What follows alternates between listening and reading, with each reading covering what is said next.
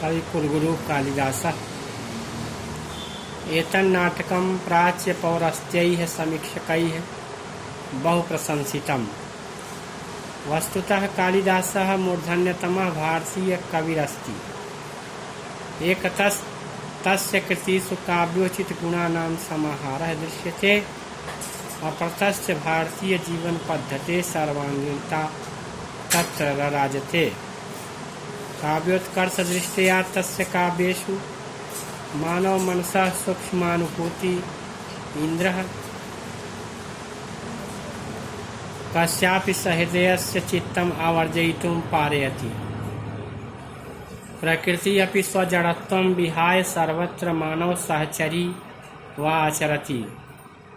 रघुवंशे दिग्विजयार्थं प्रस्थितस्य रघोः सभाजन वनवृक्षाः प्रसूनवृष्टिभिः सम्पादयन्ति। मेघे विरोधकण्ठित तस्य यक्षस्य प्रेमविह्वलतायाः अद्वितीया सृष्टिः परिलक्ष्यते। तत्र बाह्यान्तः प्रकृत्योः मर्मस्पृग्वर्णनम् अस्ति। कविदृष्ट्या मेघः धूमज्योतिसलिल मरुतां सन्निपातो न भूत्वा एकः संवेदनशीलः मानवोपम प्राणिः अस्ति। सा रामगिरेः आरभ्य अलकां यावत् यस्य कस्यापि सन्निधिं लभते तस्मै हर्षोल्लासं वितरति। शाकुन्तलनाटके पतिगृहगमनकाले आश्रमपादपाः स्वभगिन्यैः शकुन्तलायै आभरणानि समर्पयन्ति। हरिणार्भकः तस्याः मार्गविरोधं कृत्वा स्वकीयं निश्चलं प्रेमं प्रकटयति। एवमेव नद्यः प्रेयस्यैव आचरन्ति। सूर्यः अरुणोदयवेलायां स्वप्रियतमायाः नलिन्याः तुषारबिन्दुरूपाणि अश्रूणि स्वकरैः परिमृजति। कक्षा 10वीं के भैया बहन देखें, कवि कुलगुरु कालिदास नामक पाठ का यह गद्यांश था।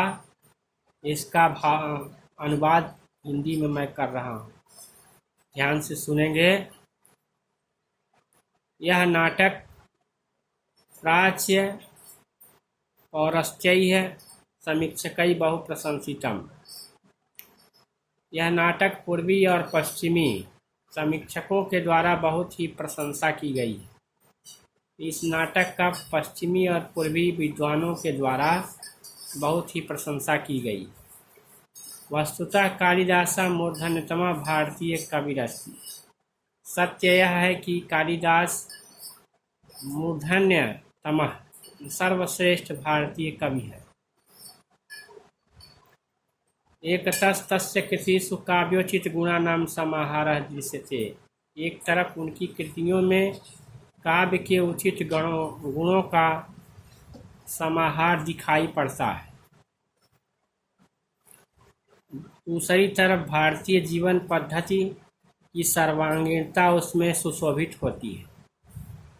काव्य उत्कर्ष की दृष्टि से उनके काव्यों में मानव मन के सूक्ष्म अनुभूति रूपी इंद्रधनुष किसी भी सहृदय के चित्त को अपनी ओर आकर्षित करने में समर्थ है।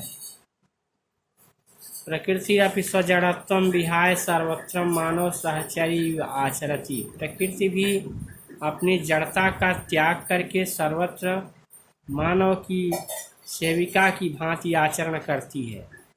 रघुवंशे दिग्विजयार्थं प्रस्थितस्य रघोः सभाजनवनवृक्षाः प्रसूनवृष्टिभिः सम्पादयन्ति। रघुवंश में दिग्विजय के लिए तैयार महाराज रघु के ऊपर वन के वृक्ष पुष्पों की वर्षा के द्वारा वर्षा करते हैं। मेघे विरोध कंठित तस्य यक्षस्य प्रेम विह्वलतायाः अद्वितीया सृष्टि परिलक्ष्यते। मेघदूत में विरह से व्याकुल यक्ष कि प्रेम की विह्वलता का अद्वितीय रचना दिखाई देती है। तत्र बाह्यांतः प्रकृतियों मर्मस्ते वर्णनम अस्ति, उसमें बाह्य और अंतः प्रकृति का मर्मस्पर्शी वर्णन है। कवि की दृष्टि से मेघ, बादल, धूम, प्रकाश और जल तथा वायु का सन्निपात न होकर एक संवेदनशील मानव के समान प्राणी है। सह रामगिरे आरभ्य अलकाम यावत् यस्य कस्यापि सन्निधिं लभते तस्मै हर्षोल्लासो वितरति। वह रामगिर से लेकर अलका तक जिस किसी का भी सन्निधि प्राप्त करता है, जिस किसी के निकट पहुँचता है, उसे प्रसन्नता और उल्लास बांटता है। शाकुंतल नाटके पतिगृह गमन काले आश्रम पादपाश भगिन्यै शकुंतलै आभरणम समर्पयन्ति। शाकुंतल नाटक में पति के घर जाते समय आश्रम के वृक्ष अपनी बहन शकुंतला के लिए आभूषण भेंट करते हैं। हरिणार्भकः तस्य मार्ग अवरोधम कृत्वा स्वकीयं निश्चलं प्रेमं प्रकटयति। हिरण के बच्चे उसके मार्ग को रोककर अपने निश्चल प्रेम को प्रकट करते हैं। एवं इसी प्रकार नदियां भी कल्याणकारी की तरह कल्याण करने वाले की भांति आचरण व्यवहार करती हैं।